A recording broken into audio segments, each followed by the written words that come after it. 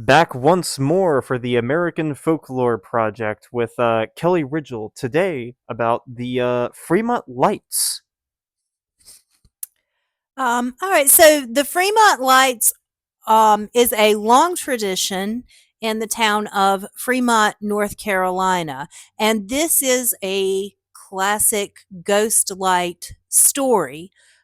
It's a little different to me than other ones in the fact that I have so many people that I trust who have verified this light exists. So it feels like part of the community of Fremont. Um, Backstory on the Fremont Light: the story goes that a few hundred years ago, or when Fremont was still kind of a bustling area, there was a train that regularly ran through on the tracks that carried all people and cargo, and it was a very instrumental railroad track, even back during the Civil War times.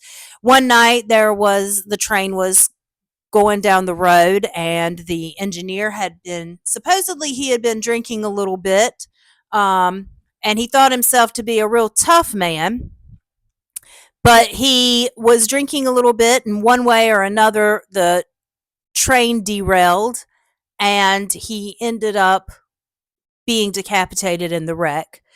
And the story goes that the light is him carrying his lantern, walking up and down the tracks, searching for his head. Another version I have also heard of this same story is that they were actually the men in the bar in Fremont, and the man was drunk and talking about how tough he was. He was so tough that he could put his head on the railroad tracks and the train wouldn't hurt him. And in a bit of a drunken stupor, he decided to walk out to the tracks and try just that, and it did not work well.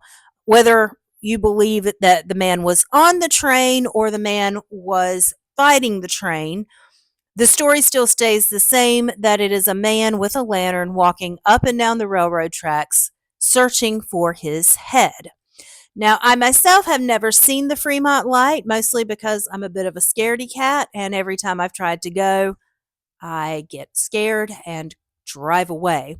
However, I know exactly where to go, and I have talked to many people who have seen the light. To me, the most believable story would be from my own parents. My father, who was a Pentecostal pastor who did not believe in ghosts or hauntings or anything of the such, said that when he and my mother were still dating, they decided to go sit and watch the Fremont Light. This would have been in the 1960s, and there just wasn't a whole lot to do in this area. There weren't a lot of places to go. And there happened to be a Duke basketball game on the radio that night, and my dad just wanted to sit in the car and listen to the radio. And so they decided the best place to do it was down at the spot in Fremont where you go and sit and wait for the Fremont Light. And so they were sitting there, and my dad was listening to the radio, and my mom was sitting next to him, and she looked and saw the light, and she got his attention and said, "Look, it looks like the train is coming."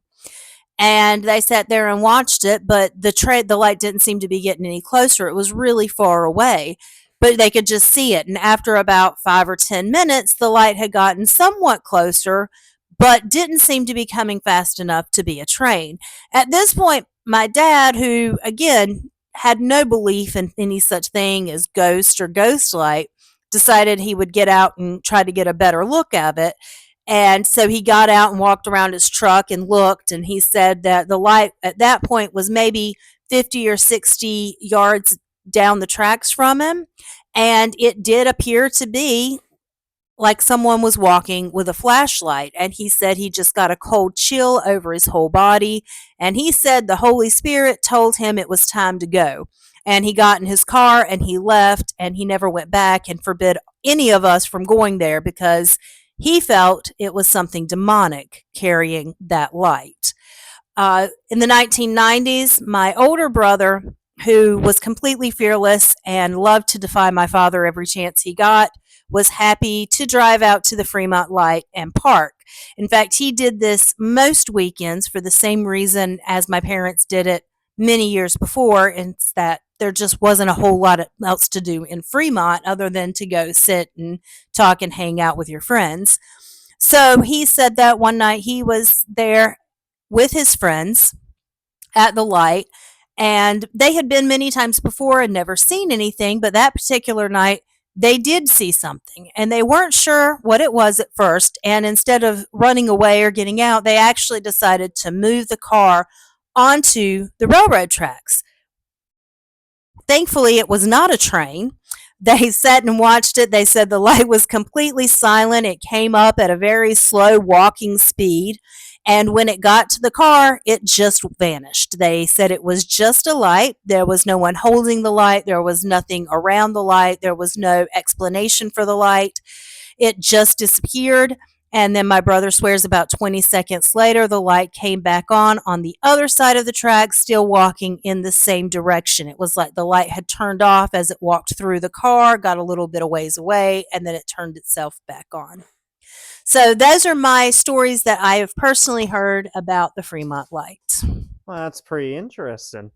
Gonna gonna be honest. It seems like getting drunk and challenging a train is not the best idea. No. And seems like the guy got a fitting punishment, being that he now has to look for his head. Yes, and I don't know which version is the most widely accepted. I've heard both. It kind of depends who you're talking to, whether it was a person on the train involved in a wreck or whether it was a drunk patron fighting a train. But either way, there was alcohol involved.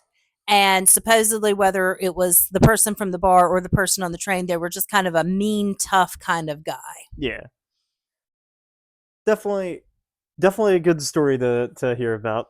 And it's really fun to know that if I was ever brave enough, I could maybe drive out there and park, because I'm told that people still see it to this day. Oh, that is interesting. Good for a legend trip, I suppose. Yes. Anyhow, that'll do for this recording. Thank you for your time. Thank you.